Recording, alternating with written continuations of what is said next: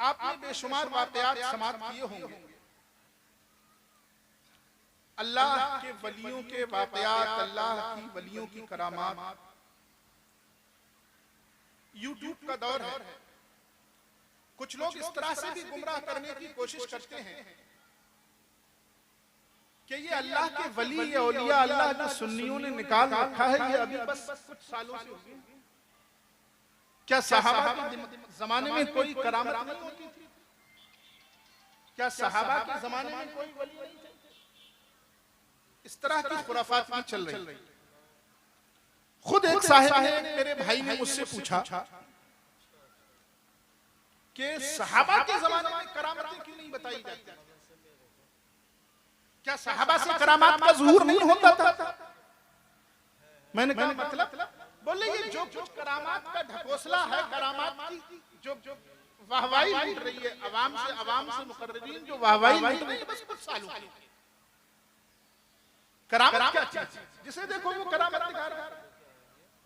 मैंने कहा नहीं बेटा, ये बात सही है कि करामत का नाजायज इस्तेमाल हो रहा है, लेकिन तुम्हारी ये बात गलत है कि ये सहाबा के दौर के बाद,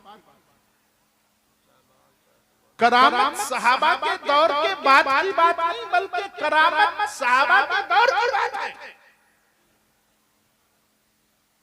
लोग ये समझते हैं कि वली की करामत हदीस में कैसे साबित होगी। सुनो, मैं बताता हूं वली की करामत हदीस। मुस्नद फिरदौस की हदीस समाअत कर हदीस है और पूरा वाक़या बहुत तफसील के साथ है, जिसको मैं बहुत इख्तिसार के साथ आपके सामने पेश कर रहा हूं। हजरत खालिद बिन वलीद का नाम सुना? जी सुना। हजरत खालिद बिन वलीद रदियल्लाहु ताला अन्हु जंग के इरादे से एक बस्ती जिसका नाम हियरा था, उसके चारों तरफ लश्कर खड़ा किया। जब लश्कर खड़ा किया तो वहां के रहने वाले उन्होंने अपने आप को एक मजबूत किले के अंदर, जिसको कसरे अबियस कहा गया, जिसका तर्जमा आप चाहें तो व्हाइट हाउस भी कर सकते हैं। कसरे अबियस में अपने आप को घेर लिया, अपने आप को महफूज कर लिया। वो जानते थे कि आज सामने खालिद इब्न वलीद है, अगर इसके सामने उतरे तो सिवाय हलाक होने के कोई रास्ता नहीं, मरना ही मरना। और इनके पास लड़ने का कोई साजो सामान भी नहीं। मुस्नद फिरदौस में है कि उन्होंने ऊपर से कंकरियां बरसाई। क्या किया? बोलो बोलो भाई, क्या किया? कंकरियां बरसाई। खालिद इब्न वलीद का एक वजीर बोला, हुजूर लगता है इनके पास कोई सामान नहीं, ये तो कंकर मार रहे हैं। फिर आहिस्ता आहिस्ता जब कंकर खत्म हो गए तो उन्होंने अपने बर्तन की ठेकरियां मारना शुरू कर दी, मिट्टी के टूटे हुए बर्तन। वजीर ने कहा अजीब लोग हैं, हम तलवारें लेकर इनसे लड़ने आए हैं, ये आकर हमारा मुकाबला करें तलवारों के साथ, या फिर अगर इनके पास औजार नहीं तो आके खड़े हो जाएं, जो आपका हुक्म है हम मान लेंगे, या तो सुलह कर ले या फिर ये लड़ने के लिए तैयार हो जाए। ये किले में बंद हो गए और ऊपर से पत्थर मार रहे हैं, ये किले में बंद हो गए ऊपर से ठेकरी फेंक रहे हैं, ये क्या खेल है? इन्होंने हम बहुत हल्के में लिया है ऐसा लगता है। आप ऐसा कीजिए, खालिद बिन वलीद की बारगाह में उसने अर्ज की, आप ऐसा कीजिए, इनके पास आप कासिद भेजिए और इनमें जो समझदार आदमी है उसको बुलाइए।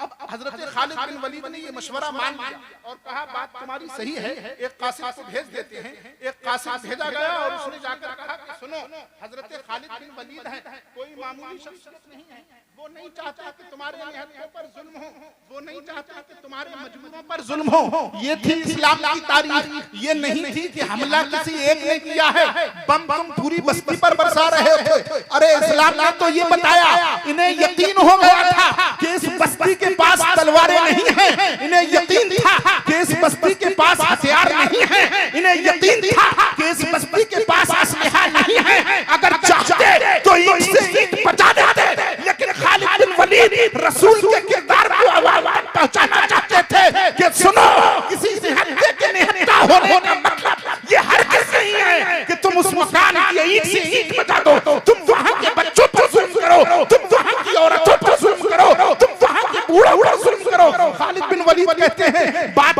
सही है, हमारी तैयारी तो बहुत बड़े लश्कर से लड़ने की थी, अगर हमने लश्कर को हुक्म दे दिया तो ये इन पर बेजा होगा, अगर हमने लश्कर पर हुक्म दे दिया तो ये अखलाक़ मुहम्मदी के खिलाफ होगा। सुनो, हम इनसे जंग नहीं करने वाले, बल्कि इनके पास अपना आदमी भेजेंगे और इनसे कहेंगे किसी एक आदमी को भेजो जो आमने सामने बैठकर बात करे।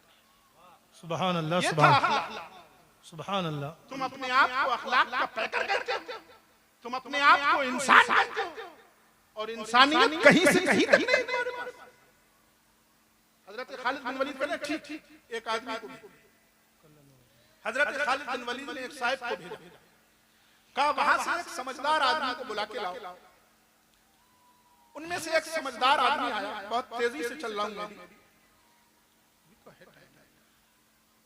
हजरत खालिद बिन वलीद ने जब भेजा वहां से एक आदमी आया, उस आदमी की उम्र थी 350 साल। कितने साल? पीछे जो खड़े हैं वो बोले कितने साल? 350 साल। 350 साल आप तसव्वुर नहीं कर सकते, लेकिन था। और साथ ही उसके साथ में कोई चीज थी, उससे खेलता हुआ आया। हजरत खालिद ने जब देखा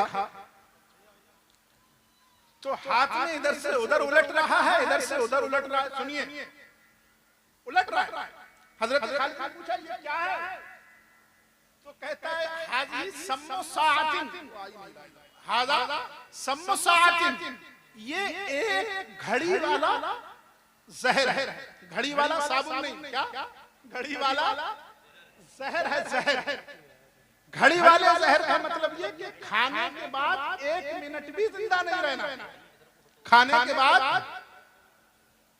बाद 1 मिनट भी जिंदा नहीं रहना है, उससे पहले दम तोड़ देना है, ठंडा हो जाना है। हजरत खालिद बिन वलीद ने कहा भाई मैंने तुम्हें बात करने के लिए बुलाया है, तुम बैठो बात करो। मैंने इसलिए बुलाया है कि तुम्हारे मसाइल क्या है, तुम हमसे लड़ना भी नहीं चाहते और अपने आप को बंदगी की हुई हो, या तो सुलह करो या जंग के लिए तैयार हो जाओ। मैंने तो समझदार आदमी बुलाया था, तुम जहर लेकर क्यों आए? क्या मुझे खिलाने का इरादा है? कहा नहीं, मेरा ये इरादा नहीं है। इसको हम घड़ी वाला जहर कहते हैं। इसका मतलब यह है कि मिनट से पहले आदमी का काम तमाम। ये मैं इसलिए लाया हूँ कि अगर आपने कोई अच्छी खबर दी जो मुझे भी खुश करे, मेरे पड़ोसियों को भी खुश करे, मेरे कबीले वालों को भी खुश करे, तब तो मैं जिंदा वापस जाऊंगा। इसलिए कि जब उनको जाकर खुशी की खबर सुनाऊंगा तो वो भी खुश होंगे, मेरे अहले खानदान खुश होंगे, मेरा कबीला खुश होगा, पूरी बस्ती खुश होगी। और अगर आपने मुझे कोई ऐसी खबर दे दी जिसकी वजह से मुझे उनके पास तक कोई खबर लेके जानी पड़ी, जो खबर अच्छी नहीं है, जो खबर मुझको भी नागवार है, जो खबर उनको भी नागवार है, तो फिर मैं ये सोचकर आया हूँ कि उनके पास तक नहीं जाऊंगा, बल्कि ये जहर खाकर यहीं मर जाऊंगा। इसलिए कि मैं तो वैसे भी मरने वाला हूँ, क्यों बेवजह का बीपी बढ़ाऊं, क्यों बेवजह का बीपी हाई कर दूं? मैं उनको गम की खबर देने के लिए नहीं आया।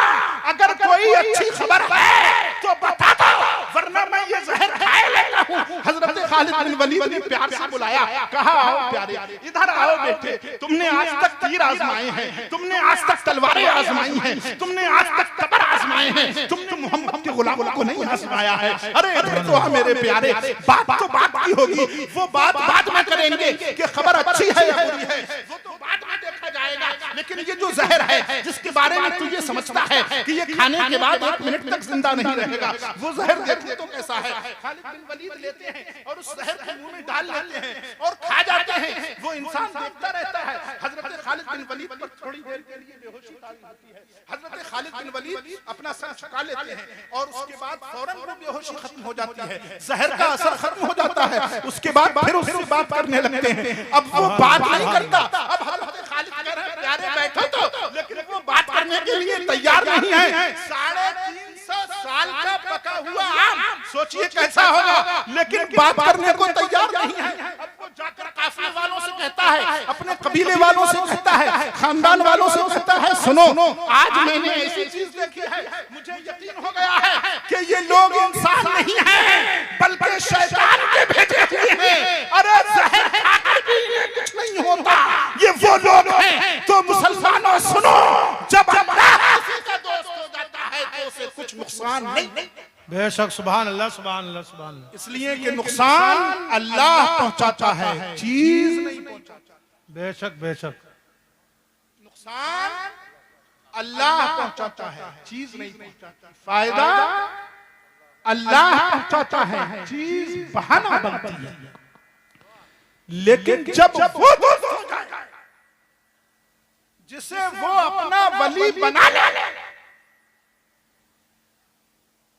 जिसकी चाहत उसे हो जाए, फिर दुनिया की कोई चीज उसकी राह में रुकावट नहीं। बेशक बेशक सुभान अल्लाह। और कबीले वालों से कहता है, सुनो, जंग करना तो दूर की बात, इंसानियत इसी में है कि जाओ और सुलह कर, जो कह रहा है मान जाओ। अब आप सोचिए, ये करामत किसकी थी? सहाबी। किसकी थी? बेशक सहाबी।